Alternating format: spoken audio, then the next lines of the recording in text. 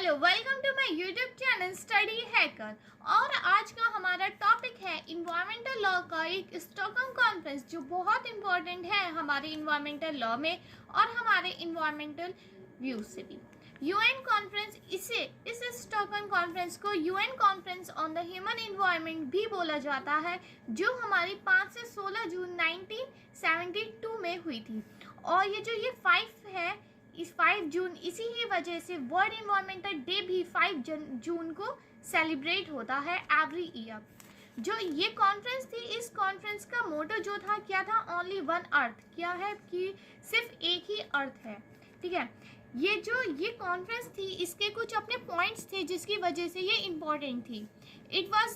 It was the UN first major conference on the international environmental issues and marked as a turning point in the development of international environmental politics। ये जो conference थी ये UN में हुई थी और ये पहला वर्ल्ड लेवल पे जो इन्वायरमेंट की बात हुई थी सबसे पहले यही इसी कॉन्फ्रेंस में हुई थी। और ये एक टर्निंग पॉइंट है, इसने वर्ल्ड का UN का नज़रिया बदल दिया था इन्वायरमेंट को देखने के लिए। It was important because it is awake the world about the environmental problems।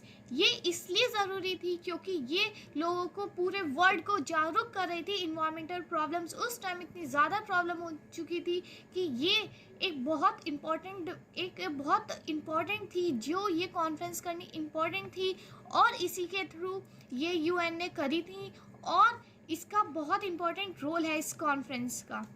The UN Conference on Human Environment was held in Stockholm, Sweden, which was held in June 1972। ये जो UN कॉन्फ्रेंस थी ये Stockholm में हुई थी, Sweden में, जो जून 1972 को हुई थी। इस कॉन्फ्रेंस में 113 states, 400 NGOs and 1500 journalist and 6000 peoples, 19 inter government agencies, इन सब ने पार्टिसिपेट करा था। ये कॉन्फ्रेंस थी, इसे Magna Carta of our environment भी बोला जाता है। ये है मैग्ना कार्टा, ये बहुत इंपॉर्टेंट है, इसमें लिख के आना ज़रूरी है। It was the UN first major conference on international environmental issue. ये जो UN की पहली मेजर कॉन्फ्रेंस थी जो इंटरनेशनल इन्वायरमेंटल इशू से डील कर रही थी। It was the first steps toward sustainable revolution. जो एक सस्टेनेबिलिटी होती है, सस्टेनेबिलिटी हम आगे पढ़ेंगे कि सस्टेनेबिलिटी होती क्या है। ये सबसे पहले जो सस्टेनेबिलिटी की बात करी गई थी वो इसी कॉन्फ्रेंस में बात करी गई थी। ये जो मीटिंग थी ये एग्री करती है, मतलब इसके अपने कुछ ऑब्जेक्ट्स थे और जो इसका कंक्लूजन आया, इस स्टॉकहोम कॉन्फ्रेंस का जो कंक्लूजन आया वो कुछ इसी तरह के दे रखे हैं। A declaration called Stockholm Declaration containing 26 principles concerning the environment and development। इसमें ये जो मीटिंग थी जो एग्री हुई थी, मतलब जो सारे देश थे ये सब एग्री हुए थे। एक हम स्टॉकहोम डिक्लेरेशन बनाएंगे जिसमें 26 प्रिंसिपल्स होंगे।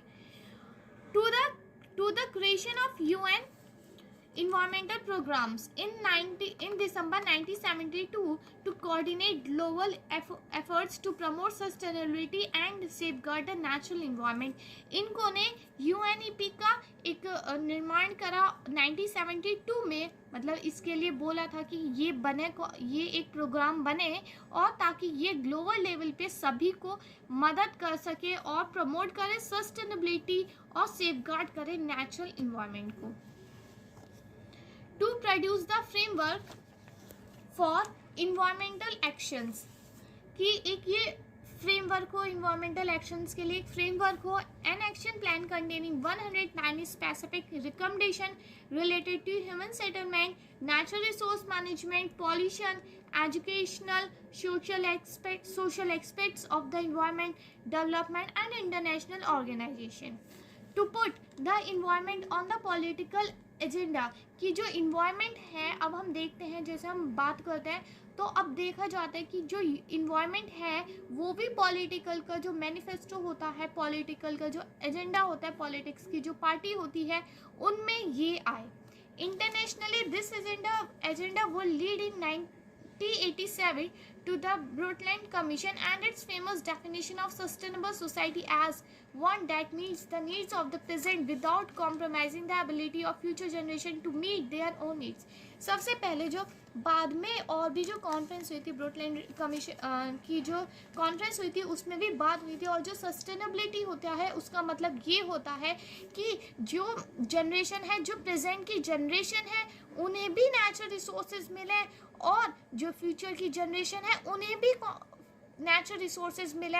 अगर ऐसा ना हो कि सिर्फ प्रेजेंट जनरेशन को ही नेचुरल रिसोर्सेज मिल जाए, इस तरह मैनेज करना, इस तरह यूज़ करना नेचुरल रिसोर्सेज का कि हमें फ्यूचर जनरेशन के लिए भी पूरी पड़ जाए, कि सारा हम सिर्फ प्रेजेंट जनरेशन यूज़ ना करें। और इसी चीज़ को पॉलिटिकल एजेंडा में रखना भी एक इसी का एक ये जो मीटिंग थी एग्री हुई थी। ये जो कॉन्फ्रेंस थी had mainly the following objects.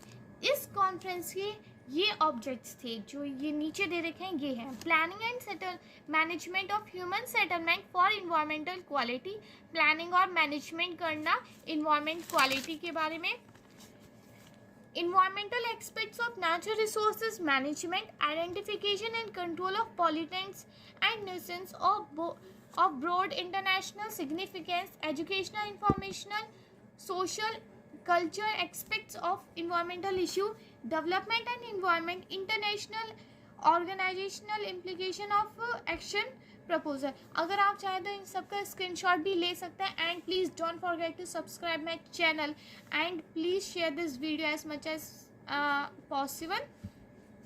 और इसके प्रिंसिपल, ये 26 प्रिंसिपल हैं, ये बहुत इंपॉर्टेंट होते हैं, इन्हें लेके आना और हमें पता भी होना चाहिए कि ये कौन से प्रिंसिपल हैं। The UN conference on the human environment states the common conviction that, ये रहा फर्स्ट था right to protect environment, management of natural resources, management of renewable resources, conservation of wildlife. इन्हें इसी वे में याद करना है, ऊपर नीचे नहीं होने चाहिए, ये एक पूरी एक इसी सीरीज में याद होने चाहिए।